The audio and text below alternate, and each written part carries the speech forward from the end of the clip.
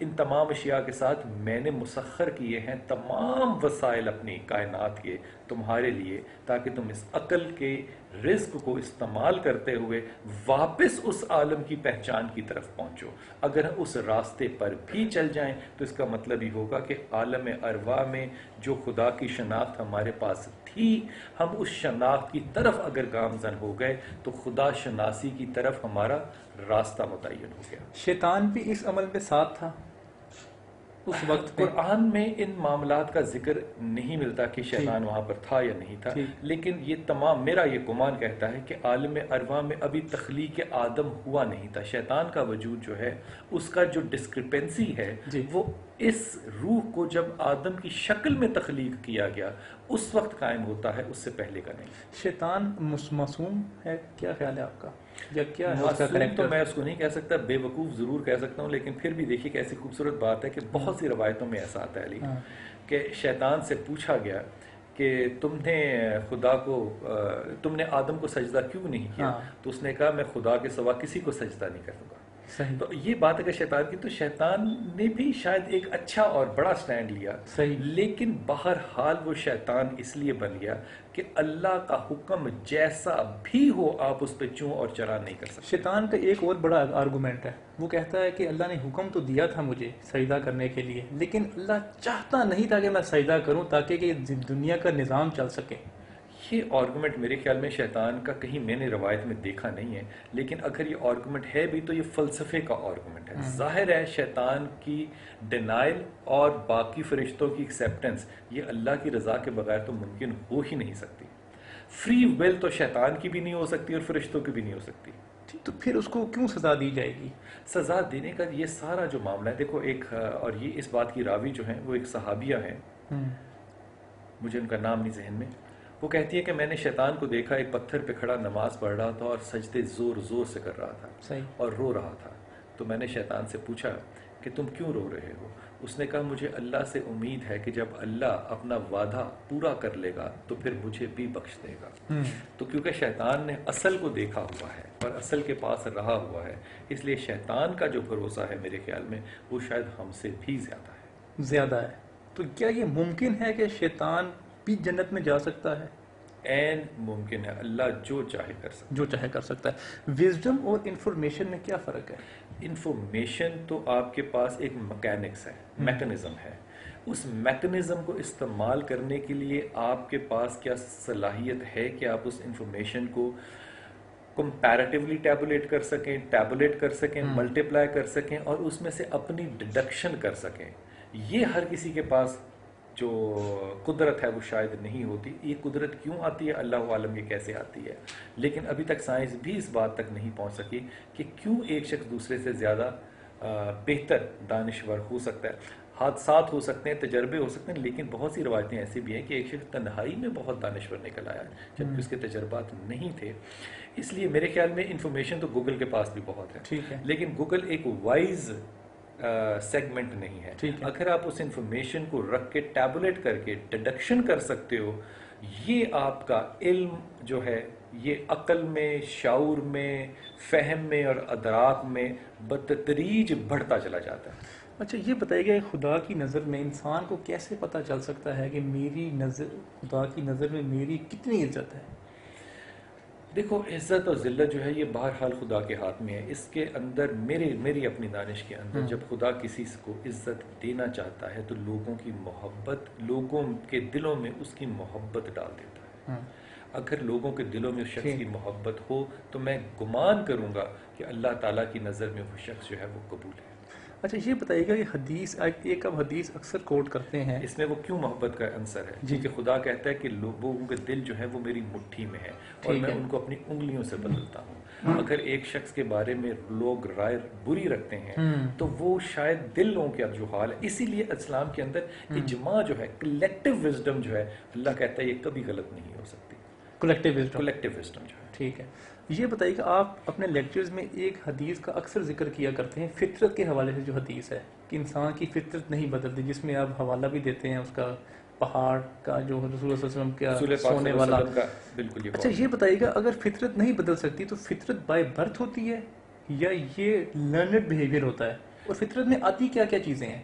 دیکھو فطرت کا قریب ترین جو میں ٹرانسلیشن کر سکتا ہوں وہ نیچر کر سکتا ہوں. ٹھیک ہے. اگر میں نیچر کروں گا اس کی ٹرانسلیشن تو اس کا مطلب ہرگز بھی قدرت والا نیچر قدرت نہیں ہوگا, ٹھیک ایک ہے. انسان کی فطرت ہوگی. ٹھیک ہے. میں اس کو جینیٹیکل آرڈر جو ہے اس کے قریب کی ڈیفینیشن کہوں گا, ٹھیک ہے. رادر دین کہ اس کا یہ لرنڈ بیہیویئر ہے. سانپ کا کام کاٹنا ہے, ٹھیک ہے. کتے کا کام بھونکنا ہے, یہ جو کام ہے یہ اپنی انوائرمنٹ سے نہیں وہ سیکھیں گے, یہ وہ اپنے جین میں سے سیکھ کر اس دنیا میں آئیں گے. اچھا, اگر جینز میں سے سیکھ ہی آئیں گے, اگر لیٹس سپوز ایک انسان کی فطرت ہے جھوٹ بولنا اور وہ یہ سیکھ کے آیا ہر ہے, شے جو ہے وہ فطرت ہوتی نہیں ہے. ٹھیک ہے. بہت سی چیزیں عادتیں ہوتی ہیں. عادتیں. مثلا ایک شخص جو یا ہے یہ بھی کہا جا سکتا ہے کہ کولیکٹیو عادات جو ہیں وہ فطرت ہے, کلیکٹیو عادات فطرت نہیں ہوتی, یہ یا جو individual پرماننٹ عادت ہے وہ فطرت ہے. سگریٹ پینا پرماننٹ عادت ہو سکتی ہے لیکن ضروری نہیں ہے فطرت ہو. فطرت نہیں ہے. ٹھیک ہے. فطرت ایسوسیٹ ہوتی ہے ایموشنز کے ساتھ. ٹھیک. آپ کے ایموشنل پیکج میں جو آج کی دنیا میں نفسیات ڈسکور کرتی ہے وہ 27 سے 28 ایموشنز ہیں. ٹھیک. جو ہم استعمال کرتے ہیں 27 28 ایموشنز میں سے وہ تقریباً 7 یا 8 ہیں جو ان کو ہم استعمال کرتے ہیں, غصہ, محبت, نفرت وغیرہ وغیرہ. ان کا جو استعمال ہے وہ ہے تو وہ 7 اور 8, ہر شخص اس کو اتنے مختلف انداز سے استعمال کرتا ہے کہ اس کے امپیکٹ ڈفرینٹ ہوتے ہیں. مثال کے طور پہ محبت کرنا فطرت ہے. ٹھیک ہے. محبت کرنا فطرت ہے, لیکن محبت عادت بنا لینا یہ فطرت نہیں ہے. ٹھیک ہے. یہ عادت بنا لینا یہ فطرت نہیں ہے. محبت فطرت ہے, اس کی عادت ہو جانا کہ آپ ہر 6 مہینے بعد ایک نئے عشق میں انوالو ہوں گے, یہ فطرت نہیں ہے. ٹھیک. آپ اکثر میڈیا کے خلاف بات کرتے ہوئے نظر آتے ہیں لیکن خود بھی بہت زیادہ آتے ہیں.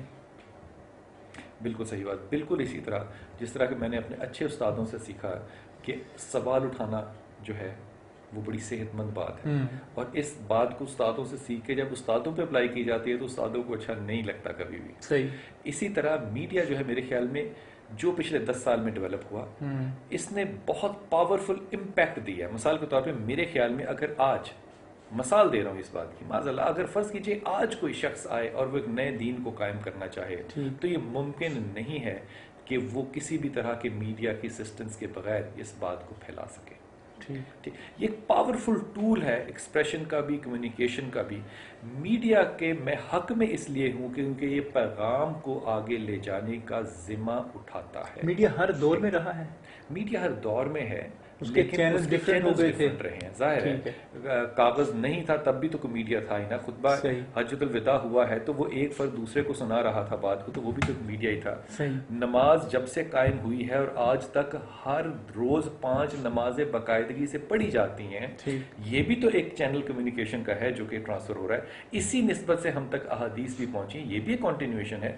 لیکن ایک پر اثر جو کہ جسے کہنا چاہیے نا کہ آج کے زمانے میں کا سب سے بڑا انفلوئنشل امپیکٹ جو ہے جو میڈیا دے رہا ہے, میرے خیال میں اس کی اچھی بات یہ ہے کہ وہ ایک بھلائی کا کردار رول ادا کر سکتا ہے.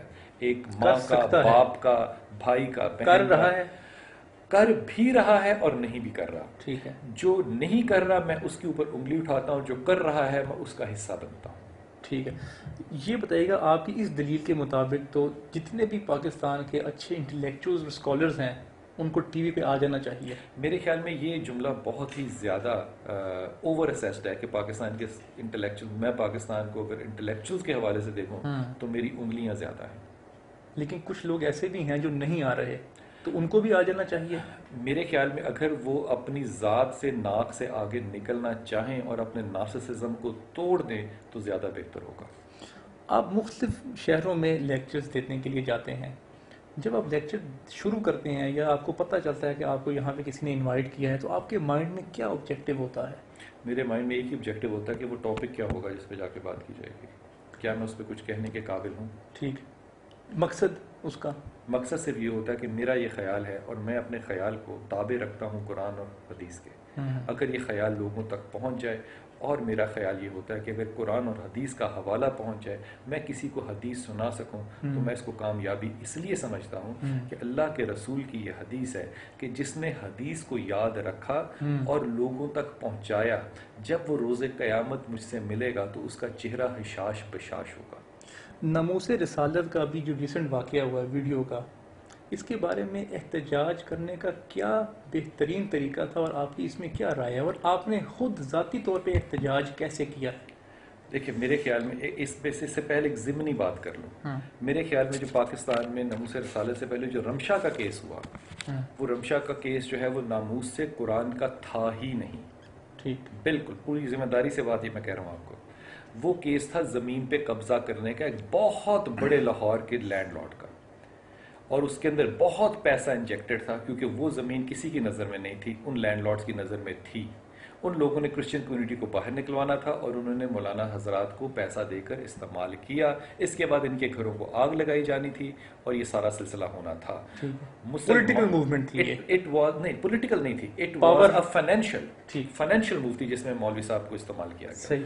وہ اتفاق ایسا ہوا کہ لوگ جو تھے وہاں پہ مسلمان، وہ اس لڑکی کو لے کے مسجد میں پہنچ گئے، اور معاملہ جو ہے وہ بالکل اور طرف چلا گیا. بالکل اسی طرح اور طرف چلا گیا کہ شاید وہ جو بریک کے اندر ایک ملک صاحب کا سلسلہ چلا تھا، وہ بالکل اس طرح ہو گیا کہ اللہ نے جیسے چیف جسٹس کا بازو پکڑ لیا ہو. اس کا مقصد بازو پکڑوانا نہیں تھا، لیکن وہ الٹا پلٹ گیا معاملہ. اسی طرح رمشا کا کیس جو ہے یہ بالکل پلٹ گیا. So it was a corporate world fighting to get the money using religion as a tool. بالکل اسی طرح خدا نہ خواستہ اگر وہ ویڈیو کہیں کسی نے اپلوڈ کر دی کہ ہم نے جو چرچ کو جلایا تھا، اور اس چرچ کو جلانے کے بعد ہم نے وہاں پہ بائبل کے ساتھ معاذ اللہ کیا کیا، خدا کی قسم میں کہتا ہوں کہ اپنا منہ کی چھپانے کے ہم قابل نہیں رہیں گے. تیسری بات یہ کہ ویسٹ نے جو پروٹیسٹ کیا ہے، وہ ویسٹ نے پروٹیسٹ مسلمان امت سے بڑھ کے کیا ہے. یورپ میں بھی، امریکہ میں بھی، انگلینڈ میں بھی، ہندوستان میں پروٹیسٹ ہوا ہے، ایشیا میں پروٹیسٹ ہوا ہے. ایسی ہی کیوں بدبختی ہے کہ مسلمانوں نے جو پروٹیسٹ کیا وہاں پہ آپ کو نہ اس دن لیڈرشپ نظر آئی، اور اس دن آپ کو 30 سے کم تقریباً مسلمانوں نے یا پاکستان کے مسلمانوں نے؟ پاکستان کے مسلمان. لیڈرشپ میرے خیال میں دو وجوہات سے نظر نہیں آئی. لیڈرشپ نے جب نعرہ دیا باہر نکلنے کا، ان کو خود بھی اندازہ نہیں تھا کہ میں 50 لوگوں کے آگے تقریر کرنے والا انسان ہوں، میں 500 کو ہینڈل کیسے کروں گا. سو ایک تو ڈر کے گھر میں بیٹھ گیا. دوسری وجہ یہ تھی کہ جو اس سے بڑا آدمی تھا لیڈرشپ میں، اس کو شاید اس بات کا خوف تھا کہ اگر میں یہاں نظر آ گیا تو میرے آنے والے ڈالر پاؤنڈ جو ہیں شاید ان میں کوئی کمی پیش آ جائے. سو طالب علم جو ہیں وہ تو نظر آ جائیں، میں نظر نہ ہوں. تیسری بات یہ ہے کہ آپ کے اندر میرے خیال میں ناموس رسالت سے زیادہ اس دن جو فرسٹریشن میں نے دیکھی وہ لوگوں کی غربت کی تھی. ناموس رسول کے لیے کسی نے کچھ نہیں چلایا. یہ ایک چوروں کا ٹولہ ہے جو ایسے واقعات کا ٹولہ ہے، جو ایسے واقعات کا انتظار کر رہا ہوتا ہے. انتظار کرتا ہے نہیں کرتا. دیکھیے آپ سمپل سی لاجک ہے، اس دن کوئی ٹریفک نہیں تھی. صحیح. اس لیے جس نے اسلام آباد ہائی وے سے پنڈی جانا تھا وہ تو جا ہی نہیں سکتا تھا. تو جو اسلام آباد ہائی وے پہ ٹائر جلائے گا اور گاڑی کو لوٹے گا وہ وہیں کی لوکل کچی آبادی کا آدمی ہوگا جو کہ 300 سال سے بھوک کی نظر ہو رہا ہے. اب اس کی نظر میں کسی کی گاڑی آ گئی ہے وہ اس کو ضرور جلائے گا. اس کی رسول کی محبت کا کوئی حصہ نہیں ہے، وہ اس کی اپنی ذاتی فرسٹریشن اور اپرچونٹی ہے.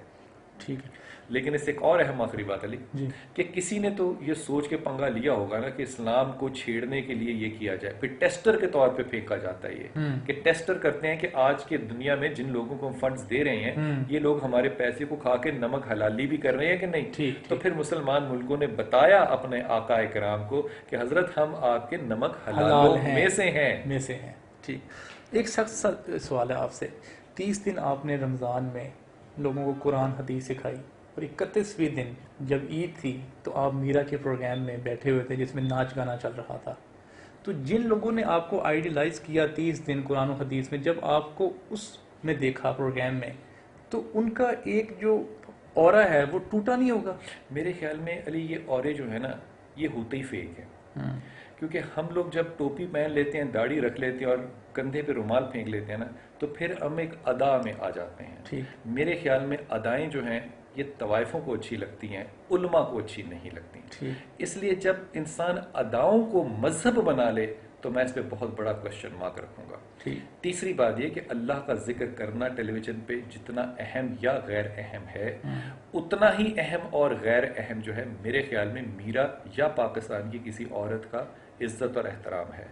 اگر مجھے میرا بلائے اور وہ کہے کہ آپ آئیے اور آپ بیٹھ کے گانے سنیے تو میں شاید ہرگز نہ جاؤں. لیکن اگر وہ اب مجھے یہ کہے کہ آپ آئیے اور مجھے آ کے دعا دیجئے تو میں اس کے سر پہ ہاتھ رکھنے کو ضرور چاہوں گا.